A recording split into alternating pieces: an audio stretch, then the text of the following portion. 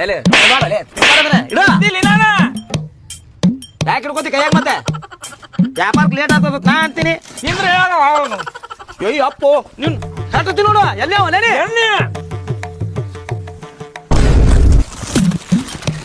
ಹೇಳಲ್ಲೇನಿ ನೀ ಹೇಳ ಹಿಂಗಾದ್ರೆ ನಾನು ಸಂಸಾರ ಸತ್ಯಾನಾಶ ಮಾಡ್ತೀನಿ ಹೇಳಲ್ಲೇನಿ ಮಗ ಅಲ್ಲಿ ನೀನು ಹೇಳ ಹೋಗ ಹೋಗಲ್ಲ ಕೂತೀನಿ ಹೋಗ ನಾನು ಹಪ್ಪಳ ತಿನ್ನಾಗ ಹೊಡಿತಾನ ಪಾಪ ಹುಡುಗ ನಮ್ಮನೆ ಒಂದು ಕಳಿಸಲ್ಲ ಹುಚ್ಚಾಳೆ ಹುಚ್ಚ ಅಲ್ಲೋ ವ್ಯಾಪಾರಕ್ಕೆ ಹೋಗ್ಬೇಕಾಗಿತ್ರಿ ಬೀಗ್ರ ಒಂದು ಹಪ್ಪಳ ತಿಂದ್ರೆ ಹೇಳ್ಕೊಂಬಕ್ಕೆ ಒಂದು ಹಪ್ಪಳ ತಿಂದಿನಿ ಹೊಡೆದು ಕಳ್ಸು ನಾನು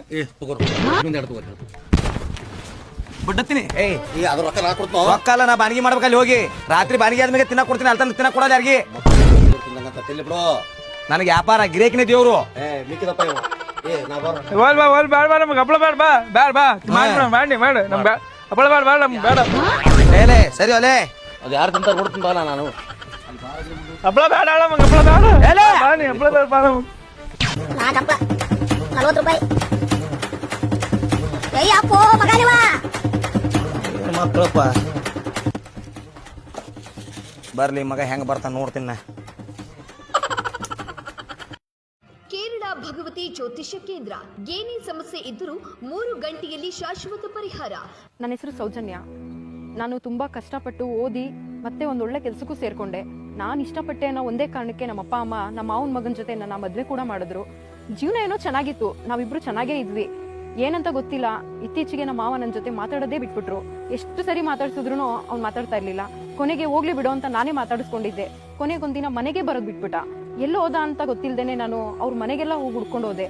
ಲಾಸ್ಟಿಗೆ ಮನೇಲಿದ್ರು ನಾನು ಇಲ್ಲ, ನೀನ್ ಯಾರೋ ನನಗೆ ಗೊತ್ತಿಲ್ಲ ಅಂತ ಹೇಳ್ಬಿಟ್ಟ. ಏನ್ ಮಾಡೋದು ಅಂತ ಗೊತ್ತಾಗ್ದೇನೆ ಮತ್ತೆ ನಾನು ನಮ್ಮ ಮನೆಗೆ ವಾಪಸ್ ಬಂದೆ. ಅವಾಗ ನನ್ನ ಫ್ರೆಂಡ್ ಒಬ್ಳು ಬಂದ್ಲು, ಏನಾಗಿದೆ ನಿನ್ಗೆ, ಯಾಕೆ ಈ ತರ ಡಲ್ಲ ಕೂತಿದ್ಯಾ, ಕೆಲ್ಸಕ್ಕೂ ಹೋಗ್ತಾ ಇಲ್ಲ, ಏನಕ್ಕೆ ಈ ತರ ಮಾಡ್ತಾ ಇದೀಯಾ ಅಂತ ನನ್ನ ಸಮಸ್ಯೆಗಳನ್ನೆಲ್ಲ ಕೇಳಿ ಅವಾಗಳೊಂದು ನನ್ಗೊಂದು ಪರಿಹಾರ ಇದೆ, ನಾನು ನಿನ್ಗೆ ಹೇಳ್ತೀನಿ, ನೀನ್ ಅದನ್ನ ಮಾಡ್ತೀಯಾ ಅಂತ ಹೇಳಿದ್ಲು. ಸರಿ ಕಣೆ ಆಯ್ತು, ಏನ್ ಹೇಳು, ಒಟ್ನಲ್ಲಿ ನಾನು ನನ್ನ ಗಂಡ ಚೆನ್ನಾಗಿರ್ಬೇಕು ಅಂತ ಕೇಳಿದೆ. ಕೊಳ್ಳೇಗಾಲ ವಶೀಕರಣ ಮಾಂತ್ರಿಕರ ಸನ್ನಿಧಿಗೆ ಕರ್ಕೊಂಡು ಹೋದ್ಲು. ನಾನು ನನ್ನ ಕಷ್ಟ ಎಲ್ಲಾನು ಆ ಪಂಡಿತರ ಹತ್ರ ಹೇಳ್ಕೊಂಡೆ. ಅವ್ರು ಹೇಳಿದ್ರು, ಒಂದು ಪೂಜೆ ಮಾಡಿಸ್ಬೇಕಮ್ಮ, ಎಲ್ಲ ಸರಿ ಹೋಗುತ್ತೆ ಅಂತ ಹೇಳಿದ್ರು. ನನ್ನ ಸಮಸ್ಯೆಗಳನ್ನೆಲ್ಲ ಕೇಳಿ ಪಂಡಿತರು ಹೇಳಿದ್ರು, ನಿಮ್ಮ ಗಂಡನಿಗೆ ಯಾವುದೋ ಒಂದು ಹೆಣ್ಣಿನ ಆಕರ್ಷಣೆ ಆಗಿದೆ, ಅದಕ್ಕೋಸ್ಕರ ಒಂದು ವಶೀಕರಣ ಪೂಜೆ ಮಾಡ್ಬೇಕು ಅಂತ ಹೇಳಿದ್ರು. ಅದು ವಶೀಕರಣ ಪೂಜೆ, ಅದಕ್ಕೆ ಸ್ವಲ್ಪ ದುಡ್ಡು ಖರ್ಚಾಗುತ್ತೆ ಅಂತಾನು ಕೂಡ ಹೇಳಿದ್ರು. ಮೊದಲು ಒಂದು ಪೂಜೆ ಇಟ್ಕೊಳ್ಳೋಣ, ಅವಾಗ ನಿಮ್ ಗಂಡ ನಿನಗೆ ಸಿಗ್ತಾನೆ ಅಂತ ಹೇಳಿದ್ರು. ಆ ಪೂಜೆನೂ ಮಾಡಿದ್ವಿ. ಈ ವಶೀಕರಣ ಪೂಜೆ ಮಾಡಿದಾಗಿಂದ ನನ್ನ ಗಂಡ ಸ್ವಲ್ಪನೇ ನನ್ನ ಹತ್ರ ಚೆನ್ನಾಗೂ ಮಾತಾಡ್ತಾ ಇದ್ದಾರೆ, ಈಗ ಮನೆಗೂ ಬರ್ತಾ ಇದ್ದಾರೆ, ನನ್ನನ್ನ ತುಂಬಾ ಚೆನ್ನಾಗಿ ನೋಡ್ಕೊತಾ ಇದ್ದಾರೆ. ಪುರುಷ ವಶೀಕರಣ ಮಾಡಿಕೊಡುತ್ತಾರೆ.